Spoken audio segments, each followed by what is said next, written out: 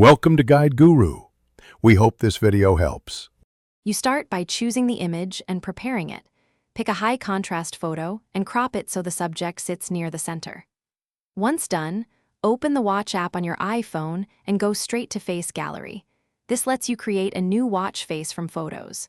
You're doing this because Apple Watch crops differently than your phone, so centering and contrast keep the important parts visible on the small circular display. Now you create the face. Tap the photo's template and select the picture you prepared. Make adjustments with Edit so you control scale and position. This prevents awkward cropping and keeps the focal point visible.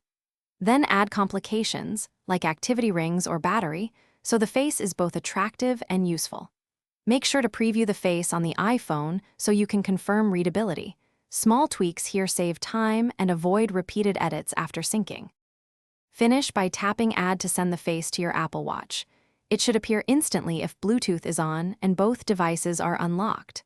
Once it's on the watch, press and hold the current face to swipe and set the new one as active.